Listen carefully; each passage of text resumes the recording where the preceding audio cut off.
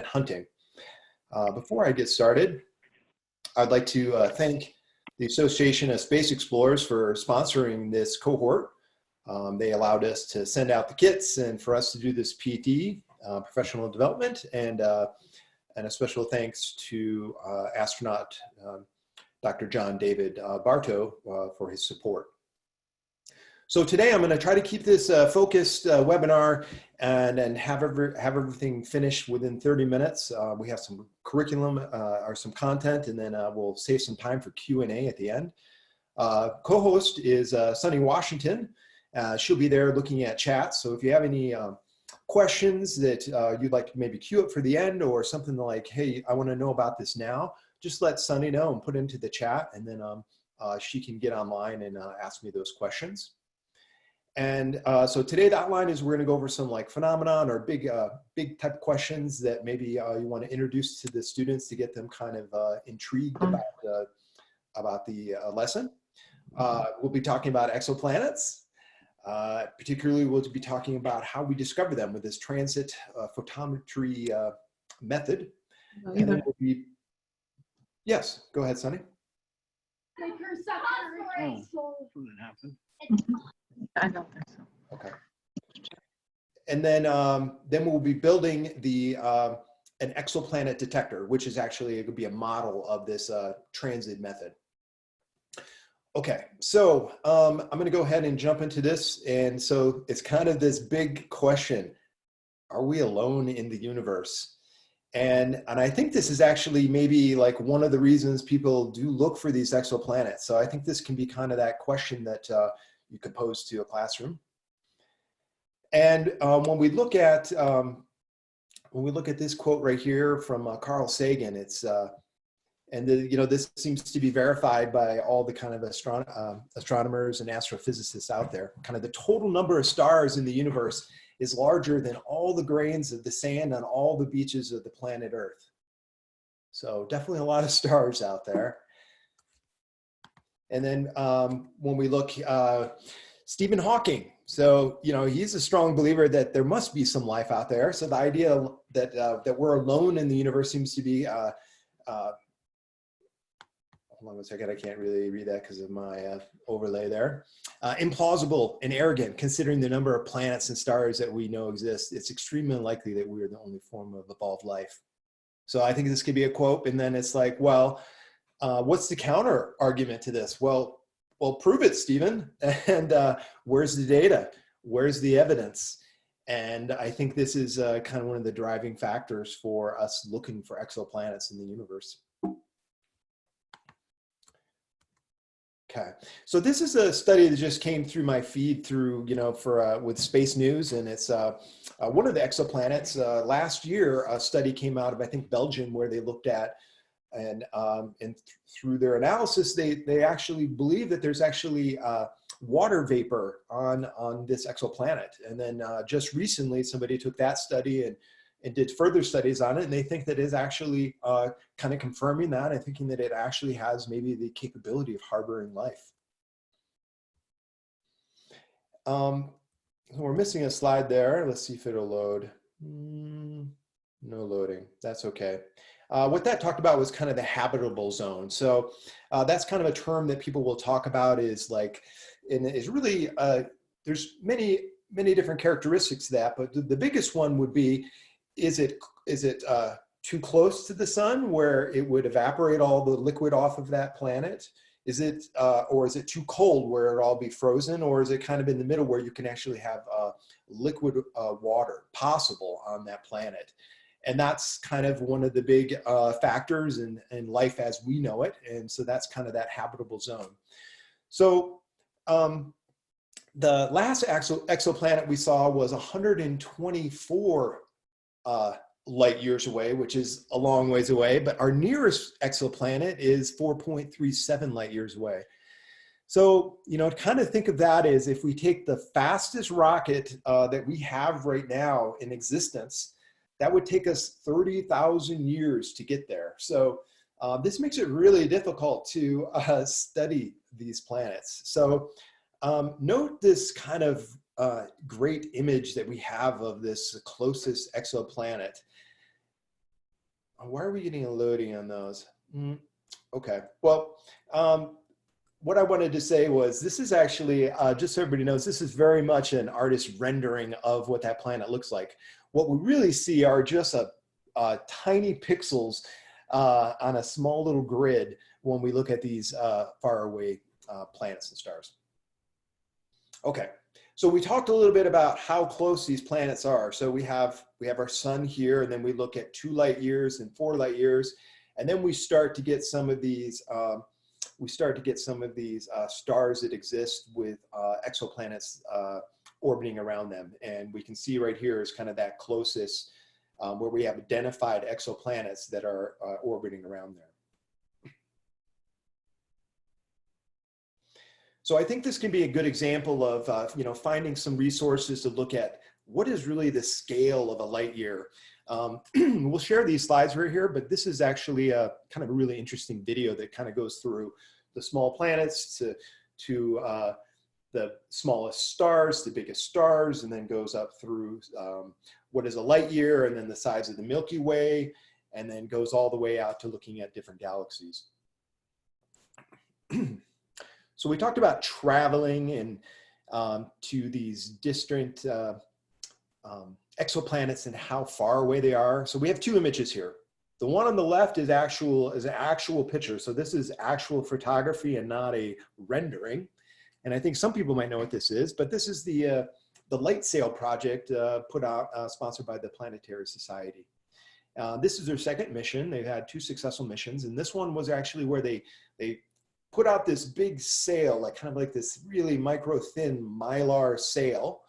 And then they take the solar winds and they use that as a sail, as a sailor would, and they can kind of tack in the solar winds. And they were actually able to move and gain altitude in their orbit. And then eventually they just dive into the atmosphere and it all melts up.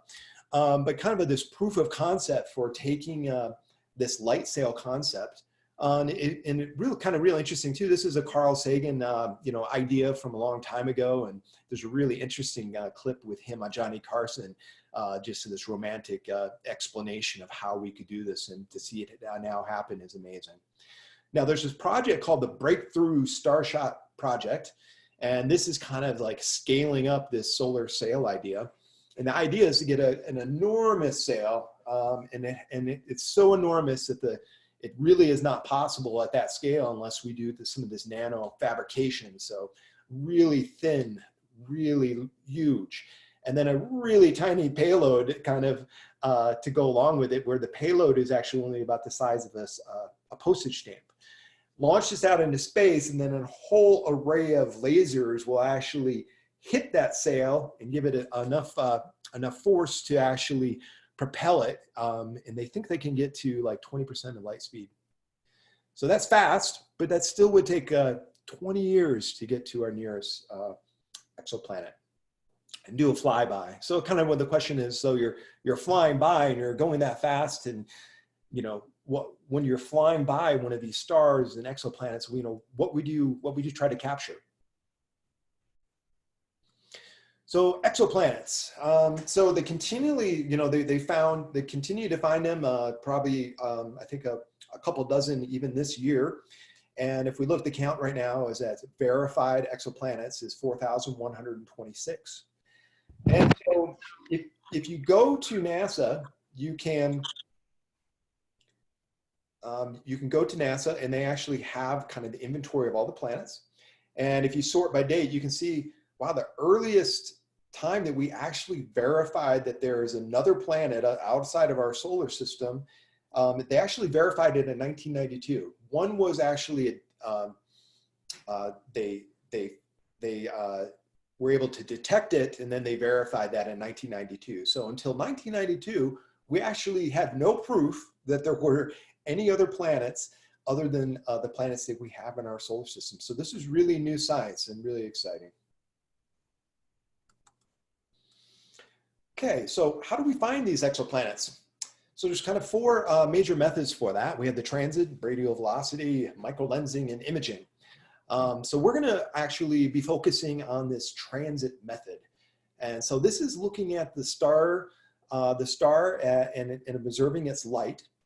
And when a planet comes comes in front of that planet, we can see a slight dip in the light of that star. And through that, we can actually determine planets. So we're actually be building a model of that, and we'll talk a little bit more about it and show it. So here's kind of a diagram for that. It's okay. In the guide, we actually have like a little animated GIF, which I think does a better job than this diagram even, but you can see kind of the planet going in front, and then you see brightness, and then the value for brightness goes down and comes back up. So one of the most successful missions and spacecraft for finding exoplanets by far is the Kepler spacecraft. So this right here is a kind of a 3D rendering of it. So you have kind of the classic telescope. You have the optics in it, and at the back end you have an array that's capturing an image. In this case, they look at the visible light spectrum. We're looking at that light, we're looking at that array of sensors right here on the left. So this is the Kepler array of sensors that sits in the back of there. So 65 million pixels of data captured on the back of that lens. And then for our model, the analog will be our because learning. So we actually have one luminosity sensor. It's going to be like 1 pixel off of here. But when we're looking at these stars, it's actually only a collection. It's not too many of these pixels actually are used when we're identifying these planets moving in front of the stars. So we're gonna, here are some of the steps for building this model. So one of the things we're gonna be doing is actually building some planets. So this is where you can use get your arts and crafts on and color these and have the students maybe imagine what their exoplanet would look like. You can use balls, tennis balls, whatever, color them, have fun with this. In there we have where you're going to be using an LED as a detector. I think everybody's kind of flash LEDs at this time in our curriculum, but it's kind of a little trick where you can actually put the LED straight inside of that breadboard or straight inside of the pins of the Arduino. And then kind of just a reminder for the tricks with LEDs is they're polar, so that long leg is positive and the short leg is ground.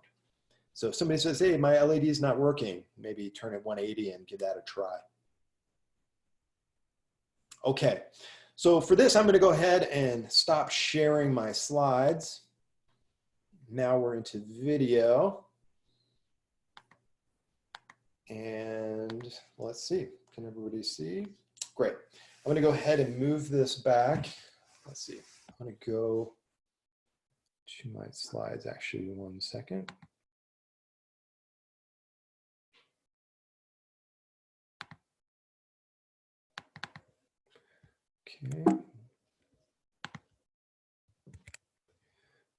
Okay, so now I'm going to move to our curriculum, our lesson here. Great. Okay, so now we're on the Exoplanet detector in our platform. And I'm going to go ahead and I will scroll down. So we have kind of the wiring diagram. We're just plugging in the sensor right into the Arduino, kind of the light spectrum, different sensors on there. And then here's our code block. Okay. Then I'm going to go ahead and run this on the Arduino right now. So if we look at this program right here, what's it doing? It's using the luminosity sensor. And then we also see that code right there for the LED where it's looking at the luminosity value and actually seeing a kind of a conditional statement to see when is it going to turn on that LED. So when the luminosity value is less than 300, then it will go ahead and turn that LED on. And then when it's not, it'll turn that low or off. Okay, so I'm going to go ahead and now that we have live data running there, great. Perfect. Now we're getting some live data running from that luminosity sensor. I just put my hand in front of it. I can see it go down. Great. Now, what I'm going to do is I'm going to stop sharing that for 1 second so you guys can see me set up this rig. I'll move this back. So I have a light sensor here, or I have a light source. So this is going to be acting as our sun. And you can use flashlights, desk lamps, kind of get creative. Like utility lamps can work well depending on how big you want to use that. And then on the other side, I'm going to move this in here. So I have, it's kind of set, this is like a stand used for soldering with a bunch of different arms. So I have the sensor board, I have an Arduino, and then you can see the little LED inside of there. Okay, great. And what I'm doing now is I'm pointing that light right at my sensor. So we can see the sensor and the light. And so this is acting like kind of like the Kepler spacecraft, and this would be a distant star. I can move this out. Great. Now what I'm going to do also too is I have a light here I'm going to turn off just so we get better performance. Okay. So this is the setup now. You'll see this kind of in a smaller fashion when I go to share my screen. We'll get back to look at the live data. I'm going to share. Great. Okay, so again, if I put my hand in there, we can just kind of get that response curve that we want. Now we can just kind of start playing with our model. And what I'm going to do right now is I'm going to move this planet as it's coming around its star, its sun, come in front of it, and we can see the dip, comes around. We can see its dip. And so this is what we're detecting, and this is kind of exactly what the Kepler Space Telescope is doing. Great. So I don't have to go around. We can kind of get the understanding that it's just going in front of it for demonstration purposes. Okay. So now what I'm going to do is actually I'm going to take we have a big one and a small one. So let's go. I'm going to run I'll run the big one again. And what I'm going to try to do is keep it in the same distance away. Move it in front of it. In front of it. Great. And then I'm going to go ahead and move a small planet in front of it. So it's kind of cool. We can see, we can actually maybe determine the size of that planet just by how much it's shading the light as it's transiting.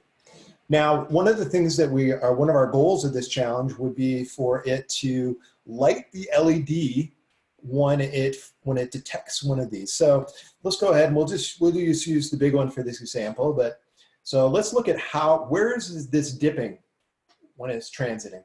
So it's dipping down below like 200, pretty consistently. Great. So 200. Okay. So I'm looking right here, kind of our value. So 200, maybe I'm going to go maybe 250 just to play it safe.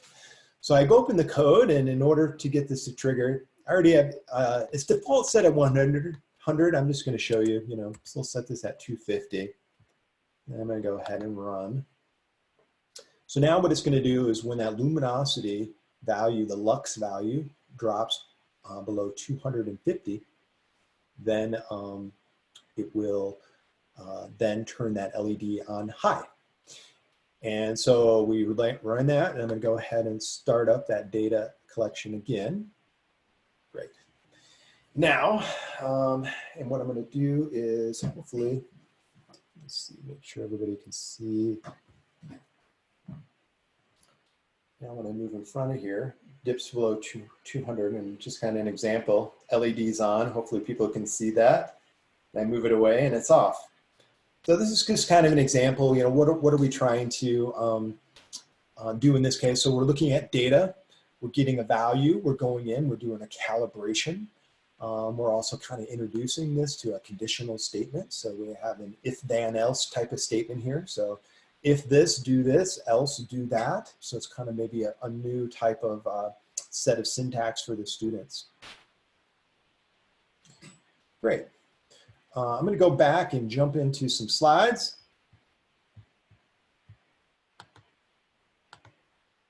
Perfect.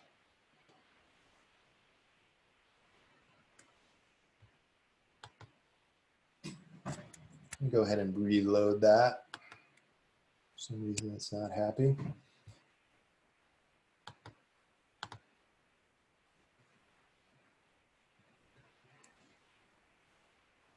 Okay. So we're there. Okay, great. So what I wanted to show was kind of the next wave of technology and when it comes to exoplanet hunting. Really exciting, the James Webb Telescope. So this is going to be some interesting phenomenon on a NASA project that you could share with the students. So this telescope is enormous, like school bus size. And unlike the Kepler, what this spacecraft and telescope is looking for is infrared light. So different part of the spectrum. And you can see this huge shield here to shield it from our sun. And then what you have here is this big reflection array. And then the sensors down here on the end. And so with that infrared light, what it'll allow is actually for us to penetrate through some of the dust that's in our atmosphere and in space and look farther into the universe than ever before. And big project, it's at about $10 billion and looks to hopefully we'll get a launch in 2021 next year. So one to kind of look at and get excited for. And that's really the last of my slides. A couple of resources I wanted to call out here is you have exoplanets.nasa.gov. Just has really amazing resources. And then you also have the Kepler spacecraft. There's a NASA website there that has a ton of resources too on the education side. Exoplanets.nasa.gov has a really cool 3D explorer where you can actually go in and look at stars and sort stars and kind of travel through the universe. And then this is a kind of a funny little NASA selfie app thing that you can get also from the exoplanets.nasa.gov. And so this has been great. And I think at this point in time, I want to be cautious of our time and make sure we save some time for questions. Yeah, so thanks, Kevin. So if you guys have a question, feel free to type it in the chat room below, and we're happy to answer them. And if we can't get to everyone, you can also post it in the community, and we'd be happy to respond to them there. So any questions? And while the questions are getting queued up too, I just want to let people know that we've already posted a link to the slides. They're on the Astro 2020 webpage, and so you can get them there. I'm going to go ahead and turn that light off and turn on my regular light.